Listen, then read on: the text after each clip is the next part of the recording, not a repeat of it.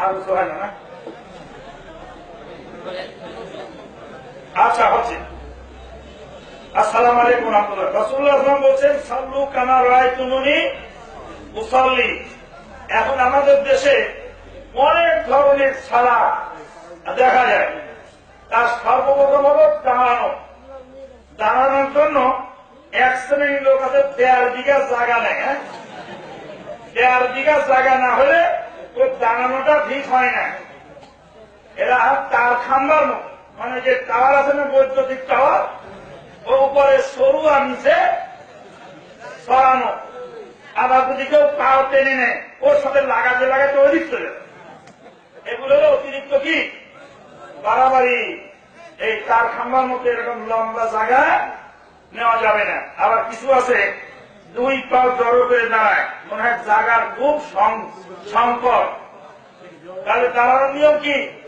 দাঁড়ানোর নিয়ম হলো আপনার শরীরের যতটুকু জায়গা, মানে এই কাঁধ থেকে এই কাঁধ পর্যন্ত যতটুকু দূরত্ব, ততটুকু জায়গা আপনি নিবেন, যাতে আপনার আপাদ মস্তক সোজা হয়ে যায়। একটু একটু দাঁড়ানোর সাথে তাহলে আপনি নিয়ে আনলে, যদি পায়ের সাথে পা, কাঁধের সাথে কাঁধ মিলবে তো সমান সমান মিলে মিলবে। যদি বেশি করে নেই তাহলে পায়ে মিলবে, কাঁধ ফাঁকা থাকবে। যদি কম নেই, কম মিলে কি হবে? ঠেলাঠেলি হবে। ঠেলাঠেলিও চলবে না আর ফাঁকাফাঁকিও চলবে না। আবার কিছু লোক আছে, এবার সালাতে দাঁড়ালেন তো পায়ের আঙ্গুলগুলো সোজা কেবলার দিকে থাকবে। কারো ঠ্যাং থাকে একটা কলকাতার দিকে আর একটা রানাঘাটের দিকে, এরকম মনে হচ্ছে খড়জাল পেঁচে রাখছে।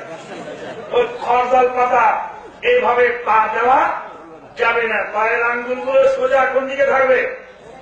কেবলার দিকে থাকবে।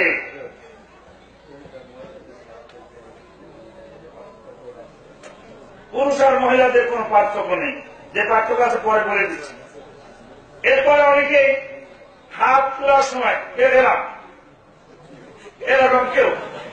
আবার কেউ আছে কান ধরে দাঁড়ায় থাকে, আবার কেউ আছে 2 আঙ্গুল দিয়ে কানে ধর বাড়ি মারে, আছে কি না? এইরকম চলবে না। হাবুয়া মান কাবাইহে, হাতের আঙ্গুলগুলো খোলা থাকবে, এরকম খোলা, জলক জমা করা যাবে না, খোলা থাকবে। সরি, হাতের আঙ্গুলগুলো খোলা থাকবে। হাতের আঙ্গুলগুলো খোলা থাকবে, লেগে থাকবে না, আলাদা আলাদা থাকবে। আর হাতের তালু কেবলার দিকে থাকবে, আঙ্গুলিগুলো আসমানের দিকে থাকবে। হাত কাঁধ বরাবর অথবা কান বরাবর, সুচে ধরে নাকে সমান করা লাগবে না, মোটামুটি বরাবর হলেই চলে। বুঝা গেল? আল্লাহু আকবার। এরপরে হাত রাখবেন 2 পদ্ধতি। এক হলো ডান হাত বাম হাতের উপর দিয়ে বুকে, অথবা ডান হাতের এই মাথা বাম হাতের ওই মাথা পর্যন্ত দিয়ে ফেলে দিবেন যতদূর যায়। বুখারীর বর্ণনা এটা, আর এটা হলো এখানে খুজাইমার বর্ণনা। দুটাই সহিহ হাদিস, বুখারীর চেয়ে অধিকতর সহিহ বিধায় এভাবে রাখতে পারেন। সেজদার দিকে নজর থাকবে। তারপর সূরা কেরাত যা পড়া দরকার পড়বে। এবার রুকুতে যাওয়ার সময় অনেক মানুষকে দেখা যায় যে এইভাবে রুকু করে, মনে হয় যে ঢাকা এয়ারপোর্ট থেকে বিমানটাকে উপরে উঠতেছে। তো বিমান উঠার রুকু করা চলবে না। আবার কিছু লোক রুকু করে এমন ভাবে, মনে হয় বিমানটা ঢাকা এয়ারপোর্টে নামতেছে। তো বিমান উঠা নামা রুকু চলবে না। এইভাবে করতে হবে যে কোমর এবং পিঠ মাথা সমান থাকবে, হাতের তালু থাকবে এখানে, পায়ের এই কি বলে এটাকে গিরা, পায়ের গিরার উপরে হাতের তালু থাকবে, আঙ্গুলগুলো খোলা থাকবে। এইভাবে ধরা, আঙ্গুলগুলো খুলে এইভাবে খাবলা মারি ধরবেন, খাবলা মারি ধরে এই যে মানে এমন ভাবে টাইট হবে যে ছুটাছুটি কারবার নেই, একদম টাইট করে নজরটা থাকবে সেজদা দিকে। তারপরে সামি আল্লাহু লিমান হামিদ, অনেকে থেকে সামি আল্লাহ লিমান হামিদ, লিমান হামিদা বলুন, সামি আল্লাহু লিমান হামিদা, রব্বানা ওয়া লাকাল হামদ হামদান কাসীরান তাইয়্যিবান মুবারাকান ফি, মুবারাকান আলাইহি কামা ইউহিব্বু রাব্বুনা ওয়া ইয়ারদা, আহলাস সানাই ওয়াল মাজদ, আহাক্কু মা ক্বালাল আবদ, কুল্লুনা লাকা আবদুন আল্লাহুম্মা লা মানিয়া লিমা আতাইতা ওয়া লা মুতিয়া ওয়া লা লিমা মানাত, লা মানিয়া লিমা আতাইতা ওয়া লা মুতিয়া লিমা মানাত, ওয়া লা ইয়ানফাউ যাল জাতি মিনকাল জাদ। এতটুকু লম্বা দোয়া পড়ে রাসূলুল্লাহ তারপর সিজদা দিলেন। সাহাবায়ে কেরাম বলছেন মনে হতো যে সিজদা দেওয়ার কথা ভুলে গেছে। এরপর সিজদা হবে, সিজদাটা দেখা যাও, সিজদাটা পায়ের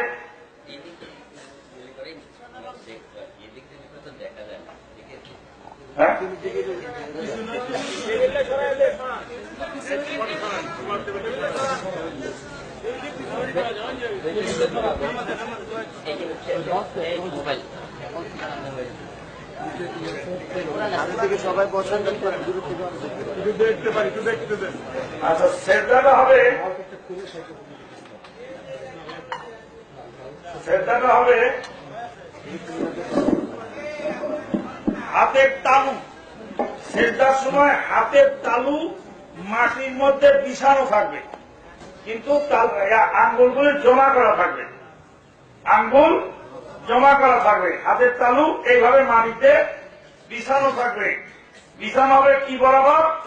কাঁধ বরাবর অথবা কান বরাবর। রফুলিয়া জাইনের সময় যেরকম ছিল ঠিক ওই মাপে থাকবে।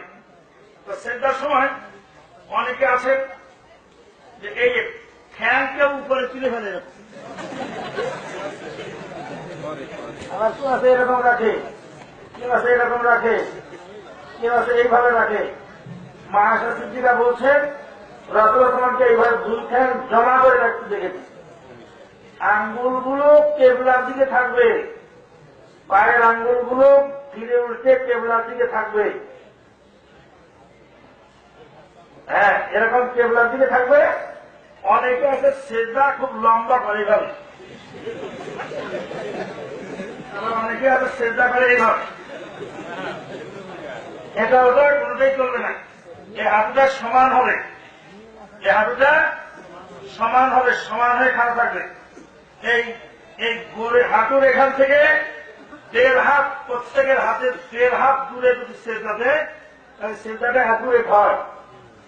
সুবহান রাব্বিয়াল আ'লা, সুবহান রাব্বিয়াল আ'লা।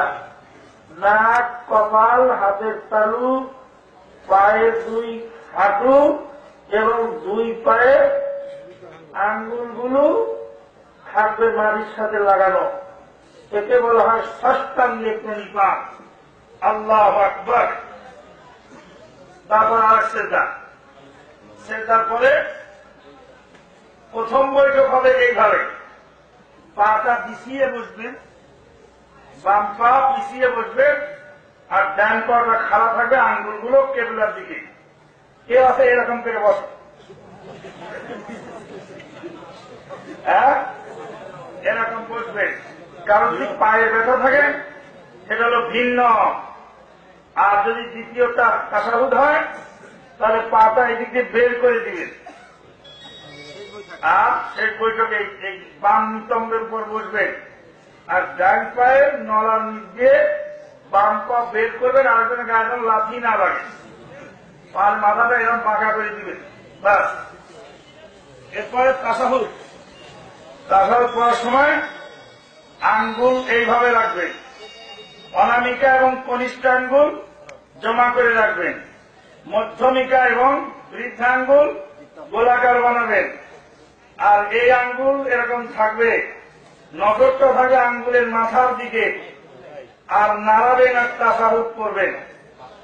তাশাহুদ শেষ হলো, তারপরে ডানে সালাম ফিরিয়ে দিবেন। ডানে সালাম ফিরানোর সময় অনেকে নর্থ বেঙ্গল দেখে ফেলে, আবার বামে সালাম ফিরানোর সময় সাউথ বেঙ্গল দেখে। নর্থ বেঙ্গল সাউথ বেঙ্গল দেখা যাবে না। আসসালামু আলাইকুম রহমতুল্লাহ। আসসালামু আলাইকুম রহমতুল্লাহ।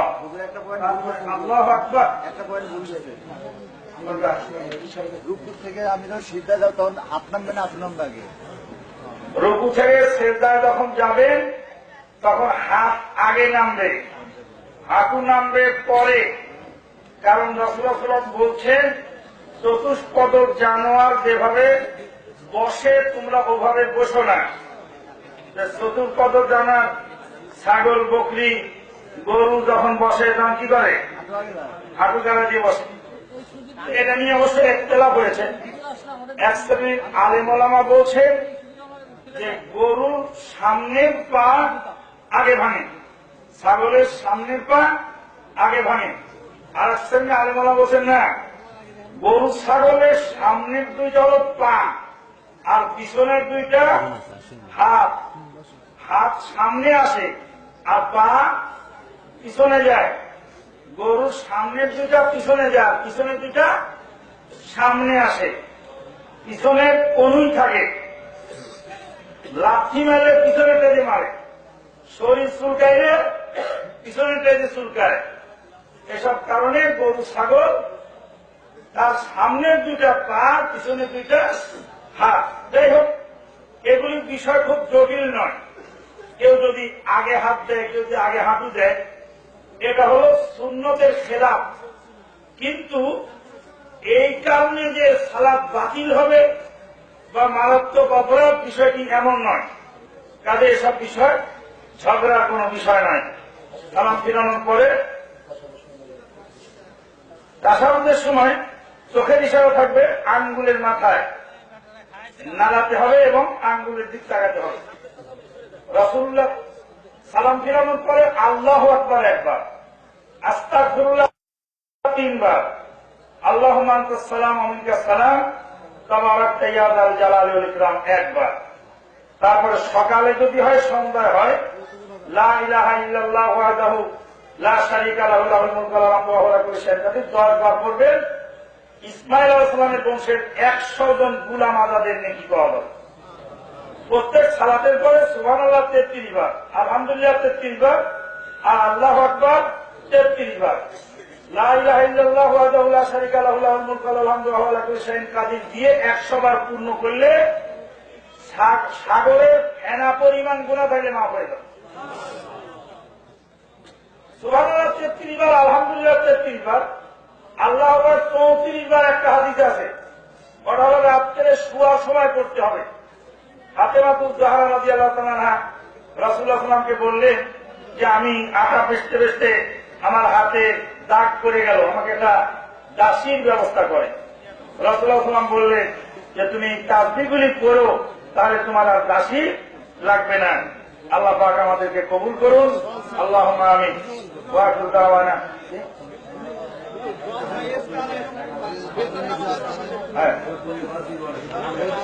আচ্ছা, আগামী বছরের জন্য